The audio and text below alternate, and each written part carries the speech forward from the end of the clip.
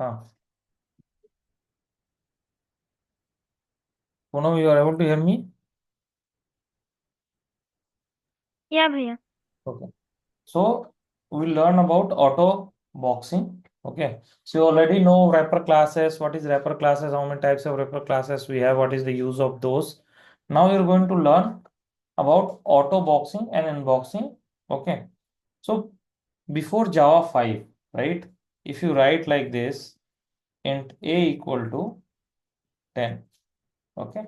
And then you have a integer, let's say integer reference. And if you do equal to a, so before Java 5 it was invalid. Okay, how you have to do that? You have to do like this. Before Java 5 integer ref equal to new integer, and you have to pass this value a, and this is called boxing. Before Java 5, what we call, this is a primitive type, we are converting to wrapper type by passing here. You cannot directly assign this, right? And this is called boxing. Okay, now let's take an example. You are having an integer reference 1 equal to new integer, and then you have here a. Okay, so now I have created a reference of integer, right? And now if I want to convert, so this is boxing. If I want to unbox this one, so unboxing means wrapper class, from wrapper class to primitive class. If I directly assign, so this is also invalid. So how to do that? We can do that before Java 5. Always remember x equal to ref1 dot int value. Int value method we have read, right? So int value method will convert from wrapper to primitive data type, and this is called unboxing. See, if someone asks you what is boxing, so you have to say that boxing is the process of converting primitive value to wrapper object. What is unboxing? Unboxing is a process of converting wrapper object to primitive value, right?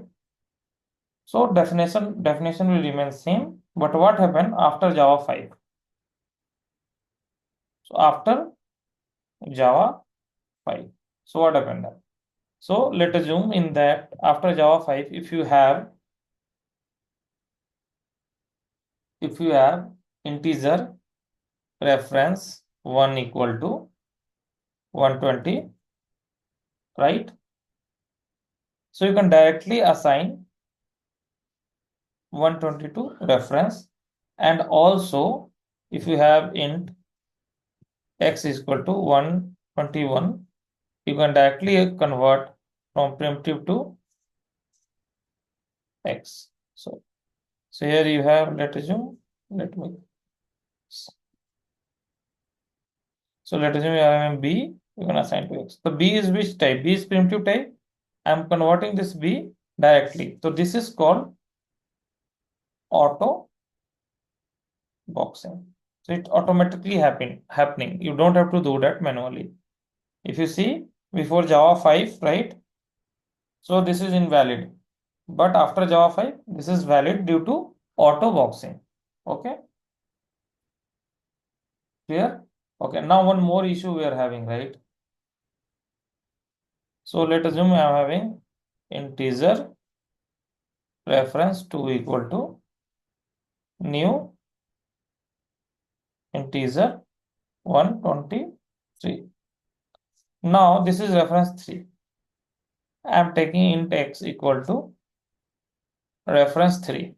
So reference 3 is which type? So wrapper class object. I am directly converting this to primitive data type with the help of feature called auto unboxing,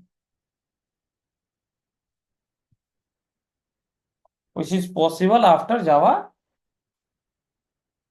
which is possible after Java 5. Okay. Okay. So now, auto boxing, unboxing, which is clear, right? Yeah. We have seen that how auto boxing or unboxing work. Okay. So now we'll see. You remember the string constant pool mechanism, right? So we are having new with the help of literals we used to create, right? Similar Yeah. kind of approach also we have in wrapper classes. So that we'll see most of the question you will get it from there. Okay. So always remember all the wrapper classes that we have, all wrapper classes are immutable in nature. So let's assume if we are having a integer x is equal to 1, 2, 3, right? And what you did x plus 50, right? So you have updated, it's immutable in nature, you have updated this. So when you update this, so what happened when you update? So it will create a new object for this x, okay? And this x and this x is different, okay? Because it's immutable in nature, so when you modify, it will create a new object. It's not remain the same object. So if you want to test this, we'll see that. So if you do the x dot hash code, when it was having a value 123, and then again you will print x dot hash code after updating the value. Both the hash code will change. Okay, that is the one thing.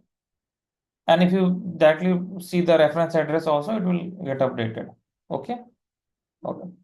Hash code overridden all the wrapper class, and hash code, if you are having a character class, right? So inside a character class, if you pass any value and if you print the hash code, so what will happen? The character class hash code, let's assume we created a character c equal to new character and you passed here a. So now you created a ch, a character object, right? So if you print that one, so what it will print? So it will print the content of that object. So what content you have here?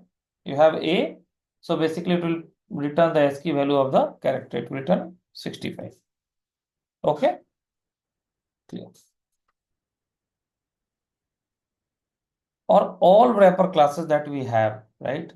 You can, all the wrapper classes are comparable. You can compare the content of the wrapper classes. Okay, so there is a method called compare. So you can use that method to compare that one. Okay, so we'll see that. But right now, I just want to demonstrate one thing which mostly asked in the interview. Okay, the first thing, caching. Caching in wrapper classes. How caching work in wrapper classes. Okay, the first thing, so when you create short, character, integer, and long objects, which and all? Remember, short, character,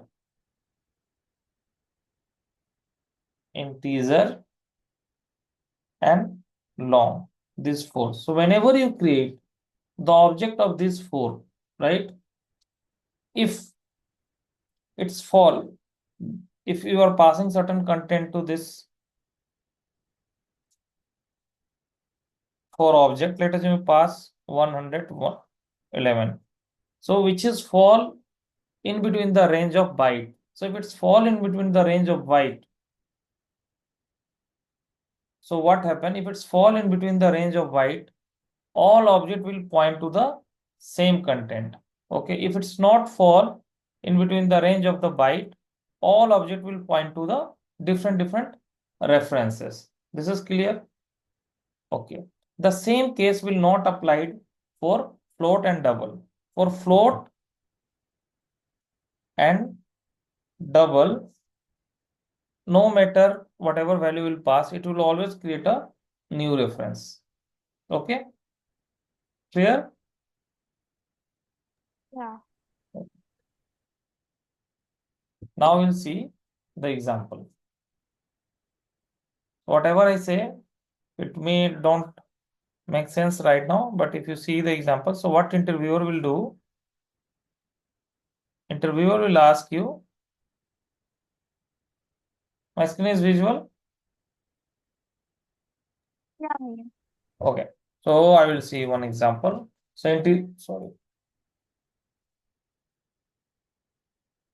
integer,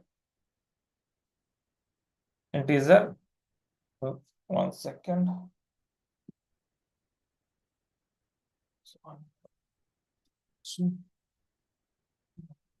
So I have integer equal to 120.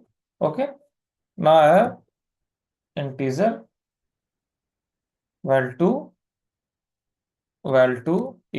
equal to 124.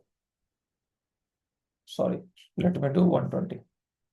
So now this int val and val2, right? This int val and val2, right? So this pointing to this both are having the same value. So we'll say, so val equal to val2. So what output we'll get?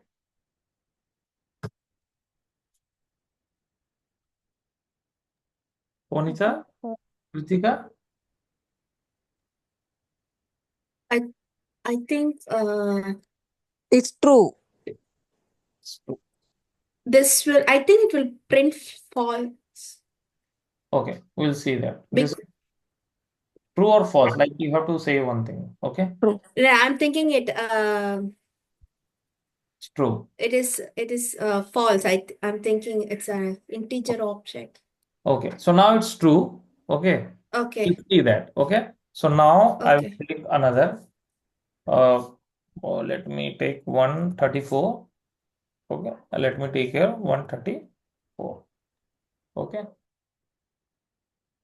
let me run this one. So it's false, right? So when you are having 123, it's returning true.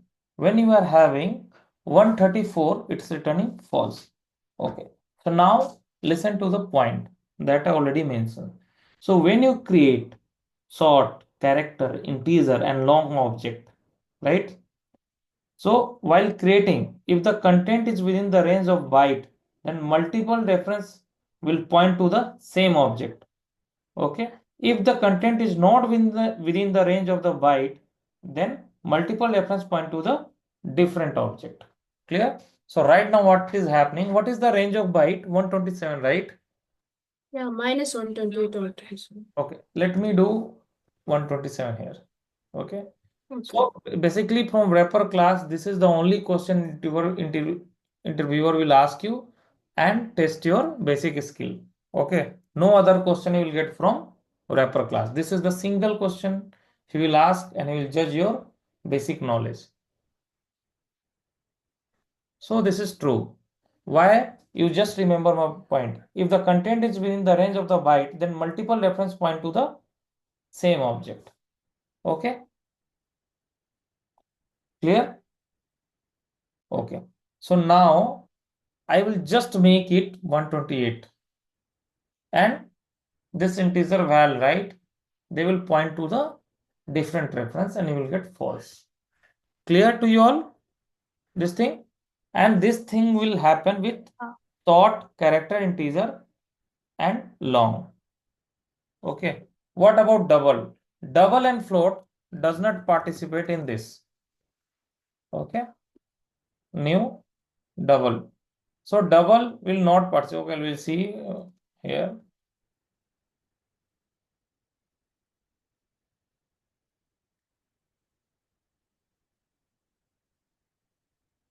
Dx. Okay.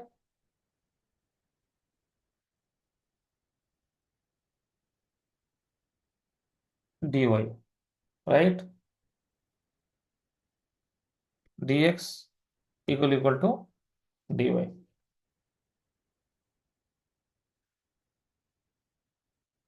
What is this? It's false, right? Well, it's not because it's beyond the range in the range. Always remember the point. When you create a float and double object, then always a new object will be get created. Okay. There is no if and but here. Clear? Okay. So now we'll see one more thing, and you guys have to answer me. Okay.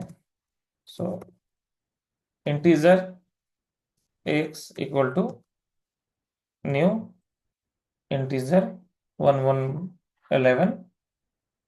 Okay. Integer x equal to new integer 11. Sorry, let me do that here. Ay system dot out println ax equal to ay. What output will get? True. You are saying true. Okay, let me check. We'll see true or false. False. True. False. The False. reason is when you use how is string, right? You remember a string? Yes. Constant pull. So what happened? Whenever you use a new operator to create an object, so in that case, it will always create a New object. new object. But the good news is right now you see it's deprecated in latest version, right? Yeah. Since Java 9 is deprecated, seems like okay. It's market for removal. The reason is they are because it's not making any sense to have this one, okay, like new integer and all, because any of this when you are having byte range and all this, that is covering everything with the laterals based, with direct value based object creation is covering all the aspects, so having this one is no use, okay. So But instead of we need to use integer that value of. no, it's you can directly pass now when you are having a value, right? Oh, And you okay. can pass integer dot value of also and all. So that is different thing, right? So here what happened? Okay, but interviewer will not say okay it's deprecated and all. He expect an answer and you're supposed to give that answer, right? So now it's clear to you all why it's happening, this caching and all, right? So it's happened with short also, byte also, long also, right? So it's happened with all this short, character, integer, and long object, right? Okay, we'll see one more thing. So I have created one integer, okay, integer x, xm equal to 1 to 0, right? Okay, now xm plus 30. Okay, what it's saying? Introduce a local variable. One second, xm plus plus. So I did xm plus plus. Okay. Now here what I will do, I will just print this hash code. I hope they have overridden, so might we will not get the exact thing which I'm looking for. We'll see.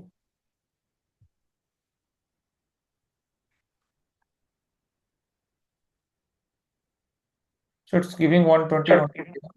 But what I want is I want something different here.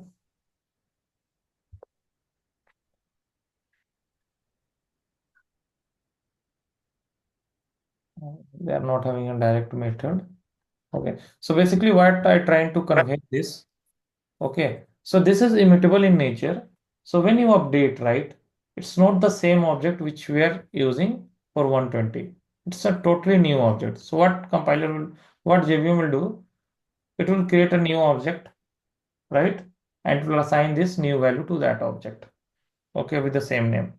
So basically we lost the older object reference with the new object. You guys are getting my point, right? So immutable in nature. So immutable, all we know, right? Okay. Yeah. So it's not it's like every time if you modify the content, basically what happened? It will be a new object. New object, creates new object. Yes, all the wrapper class are immutable in nature. Yeah, clear? Yes. So now through all the wrapper classes, whatever we learned today, the only thing is important is this for interview perspective. Okay. Other things they will not ask. They don't bother about string value of, yeah. Okay. They don't bother about anything else. They only bother about this question. Like every time last 8 years, like wherever I go to interview and all, they will ask about this caching mechanism of integer. Most of the time they will give you this integer only. Okay. But you have to remember float and double doesn't participate in this thing, right? And whenever you use new, it will always create a new reference. Okay. These three things is clear to you all, right? Yeah, it's clear. Yes. Yeah. Yes. Okay. So now, okay, and Boolean hash code, which is always Boolean always have two values. So whenever you create with true, it will return 1, 2, 3, 1. Okay. Whenever you create with false, it will return 1, 2, 3, 7. What it means, what I'm saying this, so that you guys have to be like it's because it's two value. So if you remember, it will good. Otherwise, no issue. So let's assume I'm having a sorry Boolean b equal to false. So now let me print this bc dot hash code. Okay. So if I print the hash code of this, because they all overridden the hash code and they have their own implementation 1, 2, 3, 7. So if you pass here true, you will get 1, 2, 3, 1. Okay, it's I memorize this thing because most of the time I teach, right? So other values and all I don't remember, but Boolean like 1, 2, 3, 1, 1, 2, 3, 7. Okay, true and false. That's fine. So value of char value, int value, sort value, integer to Boolean. Open your laptop, open the IntelliJ IDE, do practice, try all this method, whatever method they have. Okay, it's very difficult to cover all the method, right? You guys have to go and check what all the methods are doing and all. If you got any doubt, let me know. I will guide on that part. Otherwise, we have covered almost everything from wrapper class. Okay, there are two things which is pending. One is what is the use of wrapper in the collection that we'll see. Okay, and another one is in method overloading that also see, because we only read method overloading with primitive data type, right? If we have primitive and wrapper both, then in that case how it behave, right? That we'll learn later on. Okay. So any doubt you have for wrapper class, you can ask right now. Otherwise, we'll done with the class. It's not like so you know the byte If range. you want to compare two values of integer, which is greater than 1 to 7, how we can do that? You want to compare, right? Yeah. So let's assume they all are comparable, right? So comparable means comparable in an interface which have a compare method. So we'll see.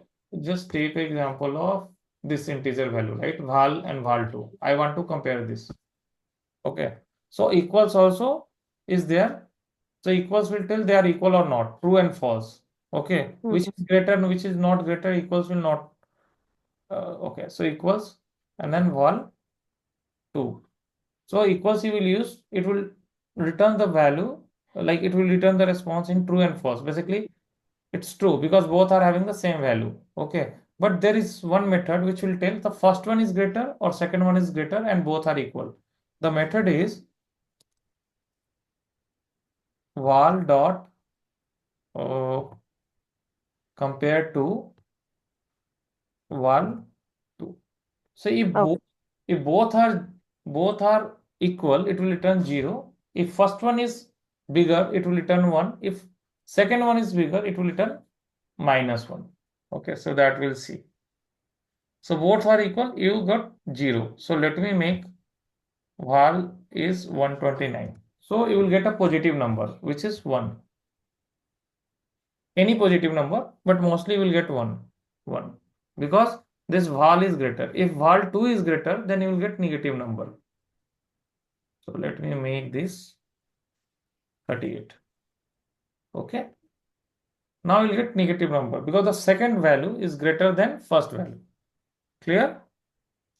Okay. And I want to know in another scenario also, just assume that we are getting on input from the user, that is the integer value, and another value already we are means we are defining here in the program itself. So in that case, should we compare? Can we use the equal double equal symbol to compare both values, Never, or we have to use this never, compare? yeah, never use equal to compare. Okay. Okay. Equals in the sense, okay, you are asking this equals. No, the double equal symbol. Okay, always remember, okay, never use double equal to compare the content. Okay. And sometimes, see, because you have to take a lot of things, right? Caching and all, you have to keep in mind if you have to know that, okay, it should not go beyond the range. So why to take that much of complexity, right? Always use alternate methods that you have, like compare to equals. This equals, like a string equals, we have now written here. So method equals you use to compare the value. Never use double Yeah, equal I to still compare. wonder like, yeah, I still wonder like means in all the programs whatever we are working, we always use double equals to compare big decimal or integer numbers. Like we never use this equals. We use equals method only for the string comparison. Yes. So I'm not sure. Like, yeah, I have to check on that. Okay, I will tell you why. So you are using primitive data type, right? That is the reason if you use double equal, it's fine. Yeah. For integer also, it means in the Yes. wrapper class Yes. also. In program, you are using int a, okay, and then you are having. Okay. So in that case, a file. But if you with integer, if you use equal, it will very dangerous. Okay. Yeah. Okay. Take an example. Okay. I don't know like how the code is getting approved. Okay. Yeah. Really. Even I want to know. See, I will give you example. Integer as equal to, let us know, 450, right? Okay. Now some value come, integer, because any value will come, right? So it will definitely have certain, it will map to certain variable, right? Yes. So I have 450. So both are equal, right? Okay. Yeah. System.out.println as equal to VA. So as for the logic, it should not return true. If it's return true, my concept is wrong. I have to, it's written false, right? Yeah. So we should not use, right? Okay. Yeah. Now if Okay, you I have to check oh, like in which scenario we have used, but I never see we are using that equals method to compare to integer values. I have to check on this. yeah. So maybe they are converting to int value and then Int value, yeah, that might be true. Yeah. so parse int they are doing and then they are comparing, right? So this depends. So you can check anywhere if you are using, you should suggest that. Basically, it's better to never use double equal to compare a content. Okay. Okay. It's why to take a risk, right? Yes, right.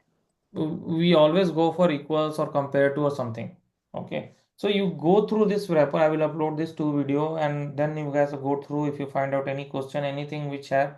And there is one more thing which is advanced part of that. Integer cache I can modify. Okay. I can modify the integer cache. Okay. And I will explicitly set the range for integer caching. Okay. But there is advantage, disadvantage. So it's not required right now. It's advanced part. We'll learn further when we are developing application. Okay. Okay, fine then. We can disconnect now. Okay. One more thing. Okay. Tomorrow we'll not have a class. Friday we'll have a test. So whatever I teach till now, okay, I will ask. Let assume if Kritika first, I will ask 10 minutes to Kritika, then Ponita, then Poonam, Okay. then other guys. So we are having a 50 minutes, all will be there. Okay. And Yeah. the person who is giving interview, okay, he have to be in video. Okay. So if you guys don't have any issue, be in the place where you can be on video. I will ask a question. You have to, because I don't know, right? You are reading and you are answering. So I don't know, like Nice. you guys can have a mobile, you can simply answer from there, and I got the wrong perception that you are. So that is the thing. So you have to be in video. So all of them. Do Okay. you Do really you think believe with that we are yeah, last time we are Viva. doing yeah the way we answered the last time, right? Yes. You So can confirm that we are not reading anywhere. Yeah. yeah. But this time I want you guys to go through Yeah, all. yeah, Okay, yeah. okay, yeah, We yeah, are sure. understood. Yeah, that's okay. Okay. Okay. Fine. Thank you. Okay, fine. Yeah, Thank you. thank you, Yeah, Namaste. okay, bye.